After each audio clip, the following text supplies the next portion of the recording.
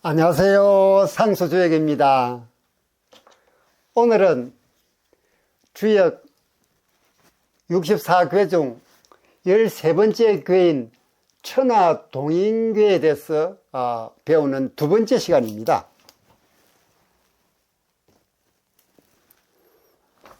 우리가 지난 시간에 뭘 배웠죠? 지난 시간에는 동인궤의 궤명, 교훈, 그 다음 교훈과 관련된 내용들을 우리가 배운 바가 있습니다. 그리고 오늘은 동인궤의 상징어, 유광가수, 제목, 대표곡, 또 동인궤의 특징을 가진 사람들의 운세를 살펴본 후 괴사와 상사를 공부하는 시간을 가지도록 하겠습니다. 자, 본 강의에 들어가기 전 이 괴상을 잠깐 한번 볼까요? 동인궤는 64궤 중 13번째 궤라고 말씀드렸죠. 그죠? 이 동인궤와 상징하는 것은 협력과 공동체의 힘입니다. 협력에서 일어나는 그 공동체의 힘, 그게 동인궤가 가지고 있는 상징어죠. 궤상을 보면은 위는 양요 세 개로 되어 있는 하늘을 상징하는 건, 하궤는 양효, 음효, 양효로 되어 있는 불을 상징하는 이궤입니다. 하늘은 이상과 리더십을, 불은 명확한 비전과 열정을 나타냅니다. 이 두 궤가 합하여 함께하는 힘은 동행의 기적을 만들어낸다는 그런 암시를 하고 있습니다. 또 동인궤에서 동인의 뜻은 함께하는 사람들, 동인이니까 함께하는 사람들이죠. 뜻을 가지면서 이 동인궤가 우리에게 던지는 메시지는 혼자 하면 빛이 나기 어렵지만 함께하면 별빛이 된다는 그런 메시지를 우리에게 던져주고 있습니다. 자, 그럼 상징어는 협력과 공동체의 힘. 이 유광가수를 봤더니 나오나가 나왔습니다. 그래서 썸네일 제목은 동인궤와 나오나, 협력과 공동체의 힘이 만든 전설이라는 제목으로 썸네일 제목을 정했습니다. 여기 이 나오나의 대표곡은 최근에 발표된 신곡이죠. 그죠? 이게 지금 대표곡으로 나올 정도로 이 태성이라는 게 나오나의 대표곡이 될 정도로 이 태성이 인기가 좋았습니다. 이 노래는 이렇게 시작이 됐죠. 어쩌다가 한바탕 턱 빠지게 웃는다. 그리고는 아픔을 그 웃음에 담는다. 이렇게 시작하는 태석형입니다. 저작권만 없으면 이 노래를 한번 들려드리고 이 동인궤 강의를 들어갔으면 더 좋겠습니다만 저작권 문제 때문에 노래를 들리지 못하는 점 대단히 아쉽게 생각합니다. 그리고 이 나오나를 비롯한 동인궤의 특징을 가진 사람들의 운세를 잠깐 살펴볼까요? 먼저 시운입니다. 시운은 사람들과 힘을 합쳐야 성공할 수 있는 시기입니다. 적극적으로 협력하고 신뢰를 쌓아가야 합니다. 그럼 재운은, 재물운은 좋은 인연을 만나면 재물운이 상승할 수 있습니다. 단 독단적인 행동은 피하는 것이 좋습니다. 가정은 가족 간의 유대감이 깊어지며 함께하는 시간이 많아질수록 행복이 더 커집니다. 건강은 심신이 안정되는 시기입니다. 다만 지나친 활동보다는 균형 잡힌 생활이 중요합니다. 이런 운세 4가지가 나오나를 비롯한 동인괴의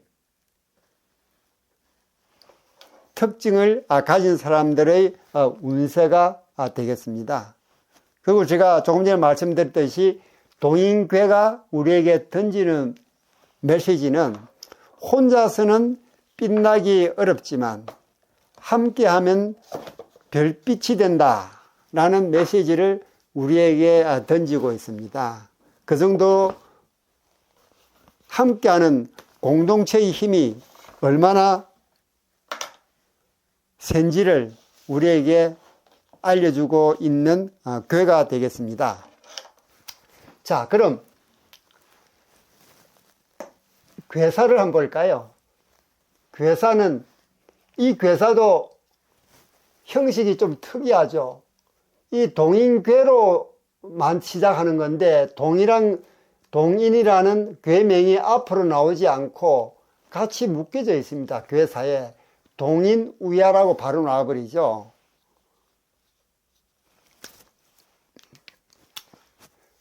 우리가 앞전에 배울 때 10번째 괴인 니괴, 그 다음 12번째 괴인 비괴, 13번째인 동인괴, 그 다음에 간괴이고 52번째인 간괴, 이 4개의 괴는 동인우야 이런 식으로 괴명이 앞에 나오지 않고 괴명이 바로 괴사에 함께 나온다 그랬죠. 우리가 동인괴 비할 때 어떻게 나왔죠? 비지비인으로 되어 있죠. 비지비인. 이렇게 비가 앞으로 나오지 않고 같이 괴사에 묶여져 나왔습니다. 이렇게 64괴 중에서 이 4개 괴는 괴명이 앞으로 나오지 않고 바로 괴사와 같이 쓰인다는 그런 부분을 참고로 알아두시면 되겠습니다. 자, 그럼 괴사를 한번 볼까요? 먼저 읽어보죠. 동인우야.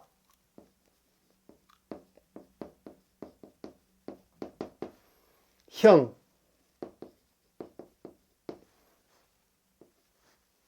이섭대천,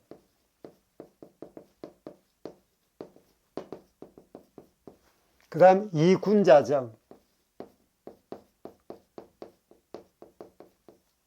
이렇게 읽을 수가 있겠습니다. 이걸 우리말로 해석을 하면은 야는 들판이죠. 그죠? 이 야가 들판입니다. 들판에서 함께 하니 형통하다. 큰 강을 건너니 이롭고 군자가 고dom을 지키니 이롭다. 다시 한번 볼까요? 들판에서 사람과 같이 하니 형통하다.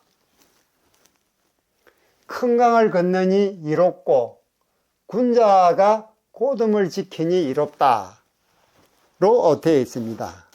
이런 해석을 두고 이제 설명을 한번 하도록 하겠습니다. 자, 여기서 동인우야, 야, 이 야죠, 그죠? 이 야는 들판으로 해석을 했습니다. 들판. 왜 하필이면 들판일까요? 그것은 이 괴상을 보면 우리가 쉽게 알 수 있죠. 초요와 이요는 대지를 상징하고, 삼요와 사요는 사람을 상징하고, 오요와 상효는 하늘을 상징한다 라는 부분을 우리가 배운 바가 있습니다. 초효와 이효는 대지를 상징하고 중간에 있는 삼효와 사효는 사람을 상징하고 오효와 상효는 하늘을 상징한다. 그래서 천지인이 되는 것이죠. 그런데 여기서 이효는 대지 중에서 윗부분입니다. 윗부분. 그리고 6개의 효 중에서 유일하게 음효가 하나 있죠. 그죠? 음효가 하나 있습니다. 유일한 음효입니다. 근데 이 대지에서 대지 위에 있는 이 부분은 우리가 들판으로 해석할 수가 있죠. 그런데 들판에서 만나는 것은 동네 마당에서 만나는 것하고는 다릅니다. 왜? 동네 마당은 평소 만나는 사람들을 계속 만나는 것이고 동네 사람들을, 들판에서 만난다는 것은 동네 사람들이 아닌 외부 사람들도 같이 할 수 있다는 얘기죠. 그래서 기존의 문화적 틀을 벗어나서 새롭게 시작한다는 그런 의미를 내포하고 있는 것입니다. 그래서 동인우야, 야가 들판으로 해석되는 게, 첫째는 괴상에서 일구수가 있고, 두 번째는 그 의미하는 바는 동네 다른 사람과 같이 하되, 동인이라는 게 사람과 같이 한다는 뜻이죠. 그죠? 사람 같이 하되 동네 사람들하고 같이 하는 것보다는 새로운 사람들, 좀 더 넓은 범위의 사람들하고 같이 하는 어떤 기존의 문화적 틀을 벗어나는 그런 새로움을 시작하는 의미를 가지고 있는 것입니다. 다음은 이섭대천을 볼까요? 큰 강을 건너는 것이 이롭다로 되어 있습니다. 이렇게 동인처럼 다른 사람과 같이 함께 한다는 것은 그 결속을 강화하기 위해서는 어떤 어려움을 같이 할 필요가 있습니다. 어려움을 같이 했을 때 더 결속력이 공고하게 되는 것이죠. 이 바로 이 섭대천이 큰 강을 건너는 것이 이롭다 하는 부분이, 강을 건너는 그 어려운 과정을 겪음으로써 우리가 더 공고하게 결속력을 다질 수 있다는 그런 얘기가 되는 것입니다. 자, 여기서 섭대천의 섭, 이 섭이죠, 그죠? 이 섭대 섭. 이 섭은 물수 더하기 걸을 봅니다. 그런데 강을 걸어서 걷는다는 그런 의미를 가지고 있죠, 섭은. 그런데 그것도 그냥 강의 깊이가 이 무릎 아래로 오는 그런 얕은 강이 아니고 무릎 위까지 오는 그런 강을 건널 때 어려움이 있습니다. 실제로 우리가 물을 건너다 보면 물이 깊이가 무릎 아래로 올 때는 크게 어려움이 없습니다. 그러나 무릎 위로 올라올 때는 위험이 따르죠.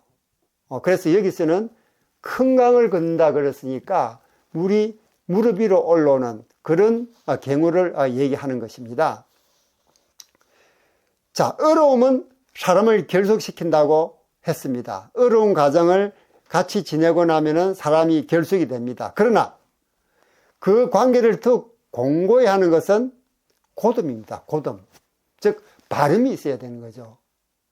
그냥 편법으로 강을 건널 수 있다 그러면 그거는 어려움을 하더라도 그건 결속력을 그렇게 공고히 하게 할 수가 없습니다. 공고히 하기 위해서는 바르게, 곱게 해야 된다는 얘기입니다. 그럼 이 이섭대천이 어떻게 나왔는지 물상을 한번 볼까요? 자, 물상을 보면은 이섭대천. 우리가 상괴가 건입니다. 그죠? 건. 하늘을 상징하는 건입니다. 건에는 무슨 물상이 있을까요? 건에는 강건함이에요. 강건함. 강건함이라는 물상이 있죠. 그리고 여기에 강건함의 물상이 있는데 보통 보면 이 2, 3, 4호가 이 내호계입니다. 그렇죠, 그죠? 2, 3, 4호가 내호계인데, 내호계에는 손이 되죠. 손. 내호계는 손입니다. 바람을 상징하는 손이 됩니다. 그 손에는 무슨 물상이 있느냐? 나무로 만든 배, 나무배죠. 나무로 만든 배라는 물상이 있습니다. 그래서 나무로 만든 배를 가지고 아주 강력하게 강을 건너니 이 건괴와 송괴가 뭉쳐져 있을 때는 이섭대천이라는 이 효사가 자주 등장합니다. 우리 동인교에서 보다시피 하늘을 상징하는 건괴, 그 다음 바람을 나타내는 송괴, 건괴는 강건함, 송괴는 나무로 만든 배, 즉 나무로 만든 배를 가지고 굳세게 앞으로 나아가는 그런 의미를 가지는 이 괴상은 이섭대천이라는 이런 효사가 자주 나온다는 것입니다. 그래서 이섭대천은 상계에서 나온 건, 그 다음에 2, 3, 4 내호계에서 나온 손, 이 두 개의 괴사로서 우리가 이섭대천을 해석할 수가 있는 것입니다. 다음은 이군자정을 볼까요? 이군자정. 자, 다 함께 어려움을 헤쳐나갈 때는 사리사욕이 앞서서는 안 되고 공명정락에 이루어져야 됩니다. 왜? 다 함께 어려움을 헤쳐나가야 되니까 어떤 특별한 개인이 편법을 사용한다든지 또는 사리사욕이 앞선다 그러면 그 흠난음을 헤쳐나간다 하더라도 결속력은 그렇게 단단하게 되지 않죠. 그래서 여기 괴사에 이군자정, 즉 군자가 고dom을 지키는 것이 이롭다라고 얘기하는 것도 어려움을 같이 나가되 흠난함을 같이 해결하되 반드시 공명정략에 이루어져야 된다 하는 부분을 여기서 얘기를 하고 있는 것입니다. 그럼 이 군자정은 또 물상으로 어떻게 해석할 수 있을까요? 이 군자정은 이 상괴, 즉 하늘을 상징하는 건괴에서 또 강건함 말고 어떤 물상이 있느냐 하면 이 군자라는 물상이 있죠. 군자. 그 다음 또 무슨 물상이 있을까요? 군자하고 그 다음에 올고듬. 올고듬이란 물상이 있습니다.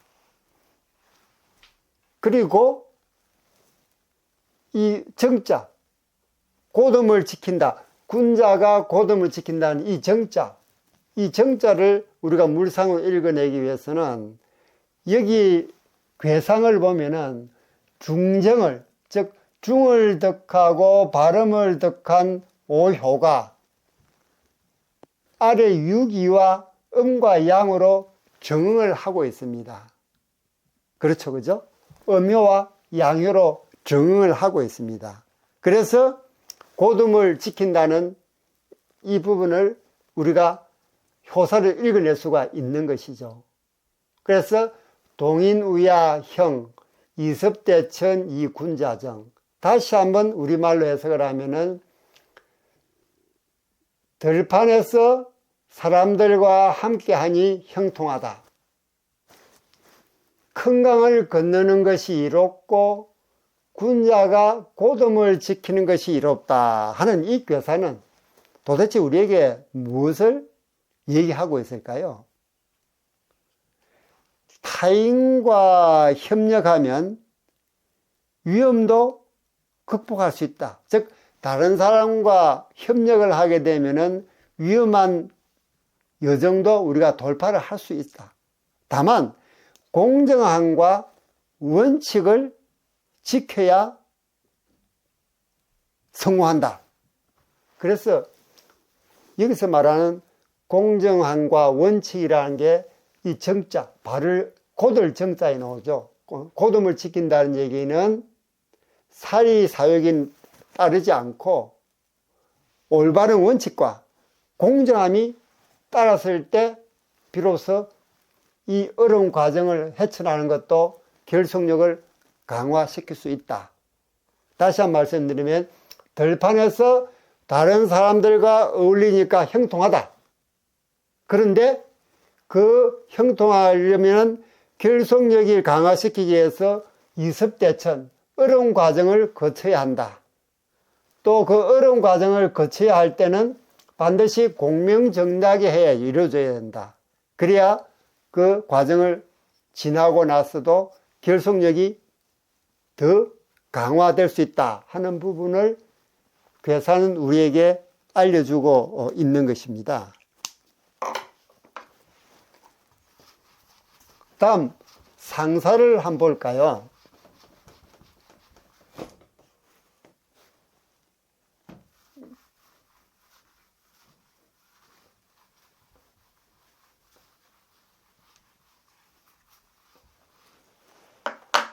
자, 상사를 한번 읽어보죠.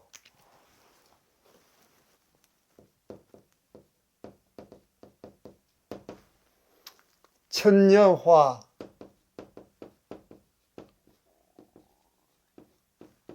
동인, 군자이, 유족 변물입니다.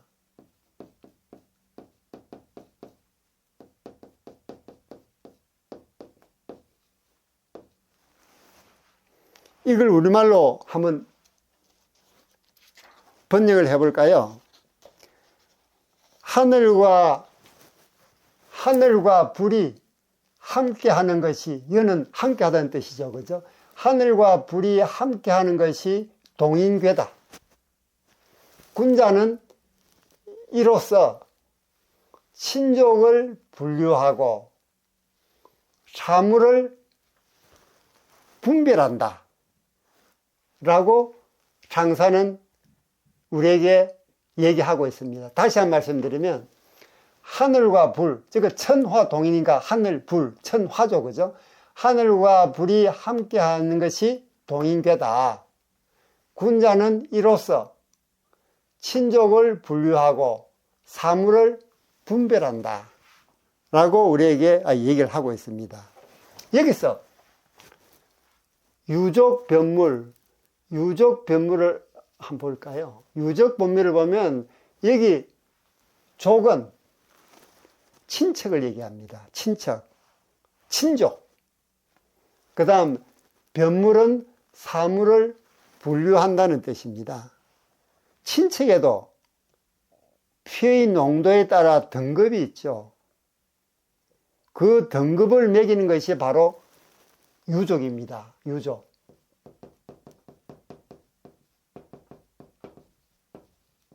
유족이죠. 그죠? 유족. 이 유족입니다. 등급을 매기는 것이 유족입니다.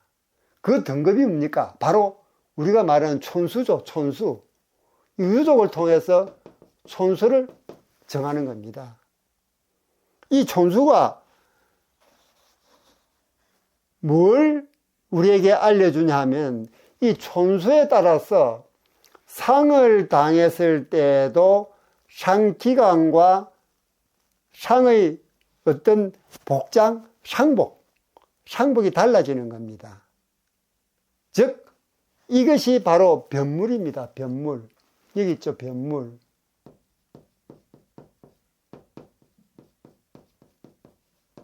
촌수에 따라서 상을 당했을 경우에는 상기관과 그러면 상복이 달라진다. 이게 변물입니다. 변물.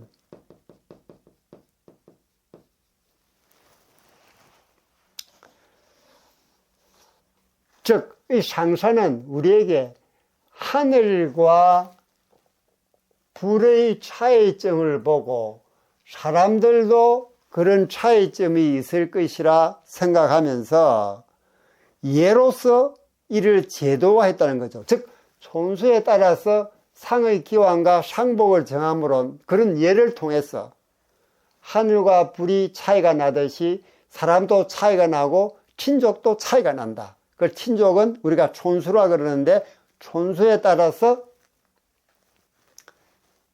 상을 당했을 경우에 기간과 상복도 정해진다 라는 부분을 우리에게 얘기를 해주고 있습니다. 이 부분도 우리가 물상으로 한번 볼까요? 물상으로 어떻게 유족 변물이 나온지를 한번 보도록 하겠습니다. 먼저 상괴, 건해, 하늘을 상징하는 상괴, 건해. 무슨 물상이 있느냐?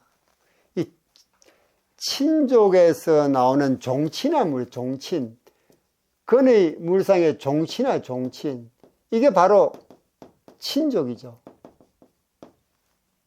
그 다음에 하괴, 리에. 이 불을 상징하는 이계입니다. 이게 무슨 물이야? 분별이라는 물상이 분별.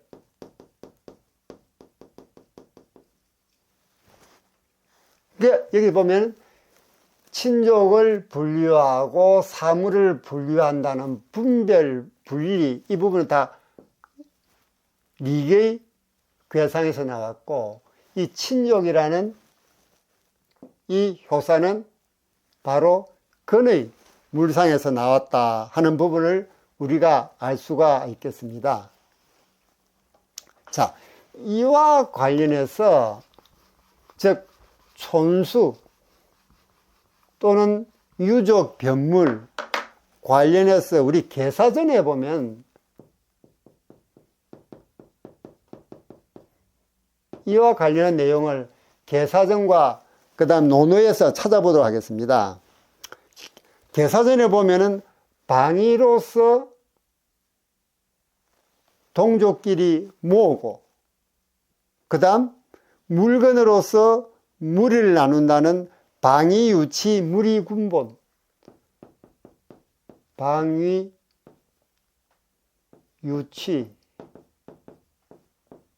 무리 군분이라는 말이 여기 나옵니다. 이걸 갖다 이해하기 쉽도록 한자로 한번 적어 볼까요?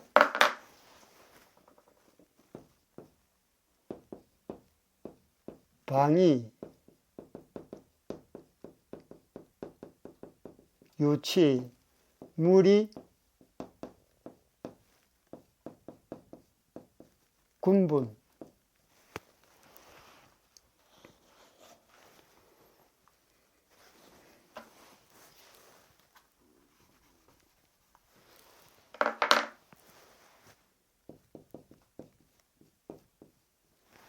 자, 방위로서 친족을 분류해서 취하고, 이 분류한다 유자 나오죠. 같은 유자죠. 그죠? 그 다음에 물건으로서 무리를 구별한다 라는 부분이 계사전에 나옵니다. 이 방위유치 무리군분이라는 이 말은 바로 여기서 말하는 상사에서 말하는 유족 변물하고 관련이 있는 내용입니다. 다음 논어에는 어떤 말이 나오냐면은 군자는 서로 조화를 이루나 같아지지는 않다고 했습니다. 그게 바로 화이부동입니다. 화이부동. 많이 들어보셨죠? 한번 적어볼까요? 화이부동. 즉 조화를 이루기는 하나 같아지지는 않는다. 앞에 군자가 붙으면은 군자 화이부동. 군자는 조화를 이루기는 하지만 같아지지는 않는다. 같이 어울리긴 하지만 같아지지는 않는다는 얘기입니다. 그 다음에 관련되는 게 구동준이에요. 구동준이. 이것도 적어볼까요? 구동준이.